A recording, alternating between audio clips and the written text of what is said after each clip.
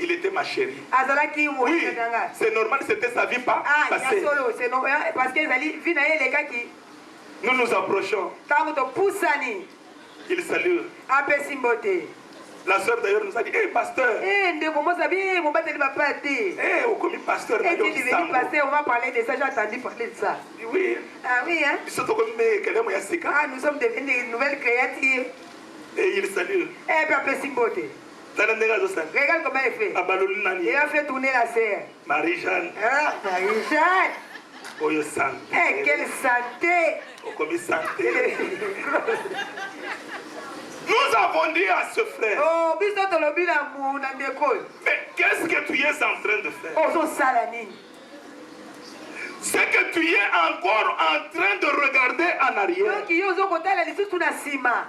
C'est que tu n'as pas encore renoncé. L'autre marchait, au lieu de regarder de l'avant, il a regardé derrière. Oh, moi si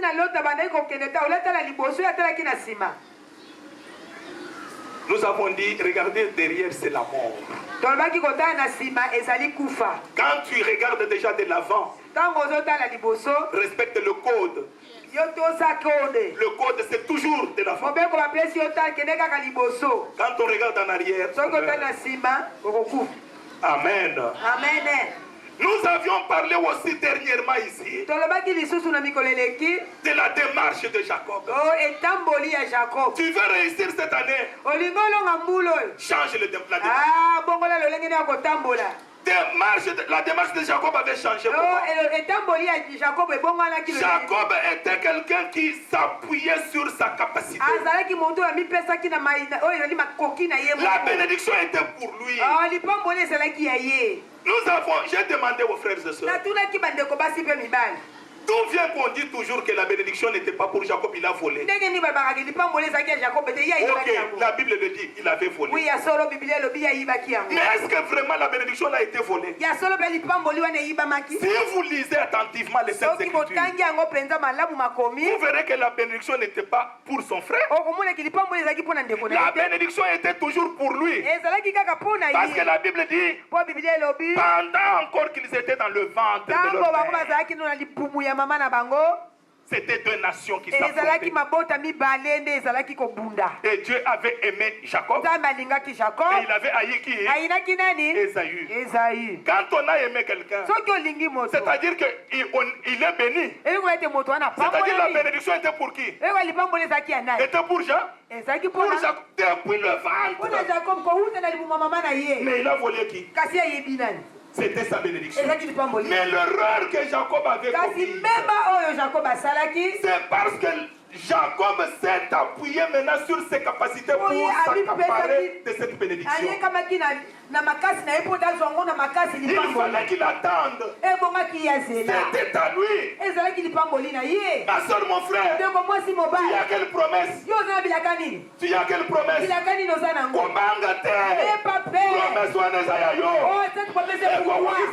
va s'accomplir. Amen. Amen. Les gens qui ont peur, ils ratent leur bénédiction. Ce mari-là est pour toi. Pourquoi tu as peur? Cette femme est à toi. Mais pourquoi tu as peur? Ali Maboye. Charlotte Ozawa. Charlotte, t'es où? Pourquoi tu as peur de quoi? Si je vous ai dit un autre, sur la route, il vient du travail. Moi c'est avec Clément. Ozawa. T'es où? Clément dit je suis dans la voiture. Sur le chemin du retour. Aussi. Oh, tu as menti. J'attends quelqu'un qui va te parler avec quelqu'un. Marie-Jeanne. Il a dit Marie-Jeanne. C'est la radio. J'ai mis les informations. Et c'est une femme qui est en train de donner les informations. Aussi. Tu as menti. Tu as moulage. Même moulage. Mais ça pas une autre chanson, pour que je sache que tu es dans la voiture. Oh, le frère a fait sortir les frères. Il a mis moulage. Il a mis moulage. Quand il a entendu moulage, qu'est-ce qu'il a dit? C'est vrai, t'as raison. T'as raison. Pourquoi tu as peur? La La promesse est à toi. Jacob Jacob avait la promesse, la bénédiction depuis le ventre. Mais il a commis l'erreur. Il voulait s'accaparer de cette bénédiction par sa propre force. C'est ainsi que Dieu est intervenu. La nuit il dormait. Dieu est venu bagarrer avec Jacob. Comme pour lui dire, ne marche pas selon toi. Ne marche pas selon toi. Comme Jacob s'entêtait, on l'a frappé à l'embouchure. Quand on l'a frappé, il a manqué la force. C'est alors qu'il a compris. Je suis en train de lutter avec le plus fort. Je suis en train de lutter avec Dieu. Jacob dit, je comprends. Je comprends maintenant que je suis en train de lutter avec Dieu. Mais je ne t'abandonnerai pas si tu ne me bénis pas. Jusqu'à ce que tu me bénisses. Jacob tient Dieu. Comme j'ai réalisé que c'est toi, pardonne-moi. Jacob s'est repenti. Et il a eu la bénédiction de Dieu. Cette bénédiction est venue comment? La voiture cassée. Jacob se met sur deux pieds. Il n'arrive pas à tenir seul. Il a fallu qu'il cherche un troisième pied. Et nous avons dit que c'était quoi? Le bâton. Quand il a pris le bâton, Jacob a marché. On l'attendait là-bas. Sa femme, ses enfants, ses serviteurs. Jacob vient derrière. On voit quelqu'un qui marchait déjà au moyen du bâton. Et nous avons dit ceci, que marcher avec le bâton, c'est marcher avec le Saint-Esprit. Le bâton, c'est la puissance. Le bâton, c'est le pouvoir. Le bâton, c'est l'onction. Le bâton, c'est le Saint-Esprit. Quelqu'un qui veut marcher cette année, il doit marcher avec le Saint-Esprit. Parce que quand le Saint-Esprit vient à quelqu'un, il vous brise la voiture. Quand le Saint-Esprit voit que tu marches dans l'impudicité, il brise la voiture pour que tu ne sois plus impudique, pour que tu ne sois plus voleur. Tu vas changer la démarche. Cette année, quelqu'un qui veut réussir doit changer la démarche. Prendre la démarche de Jacob. Il marche avec un bâton, avec un ami fidèle. Il ne vous égarera jamais. Amen. Amen. Ceci dit, nous allons passer à un petit message aujourd'hui. Nous l'avons tiré dans Genèse. Genèse au chapitre 40. Je ne serai pas long. Genèse 40, nous lisons au verset 6 jusqu'à 8. Genèse, c'est le premier livre de la Bible. Chapitre 40. À partir du verset 6, nous lisons au nom de Jésus. Joseph étant venu le matin vers eux, les regarda. Et voici, ils étaient tristes. Alors il questionna les officiers de Pharaon qui étaient avec lui dans la prison de son maître. Et il leur dit, pourquoi avez-vous mauvais visage aujourd'hui? Il lui répondit, nous avons eu un songe et il n'y a personne pour nous l'expliquer. Joseph leur dit, n'est-ce pas à Dieu qu'appartiennent les explications? Racontez-moi donc votre songe. Pourquoi avez-vous mauvais visage aujourd'hui? Pourquoi avez-vous mauvais visage aujourd'hui? C'est ça notre...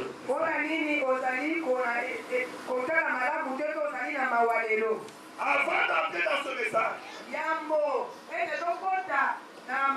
je voudrais vous donner un petit témoignage qui peut nous aider à comprendre.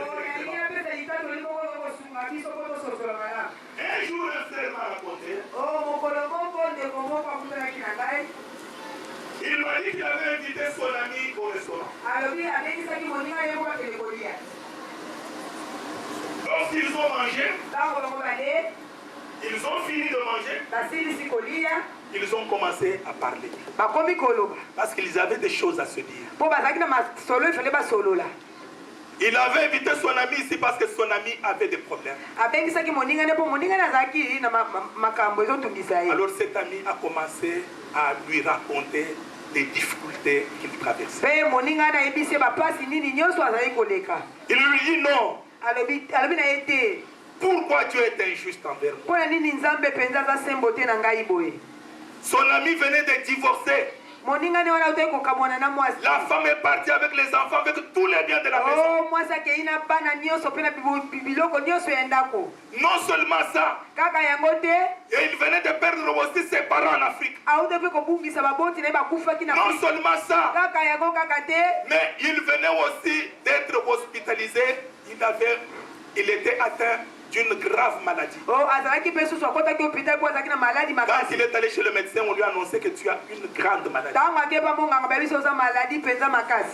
Et il disait à son ami, pourquoi le divorce, moi. Mes parents meurent. Et à l'hôpital, on matin maintenant avec la maladie de diabète. Pourquoi? Il pleurait.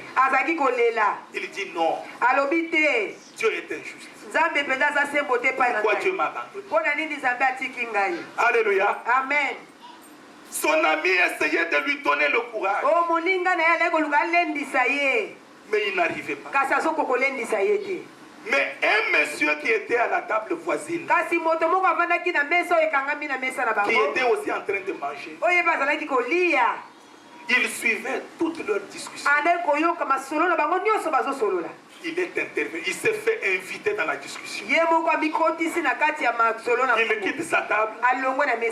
Il prend sa chaise. Il met sur la table de mes bien-aimés.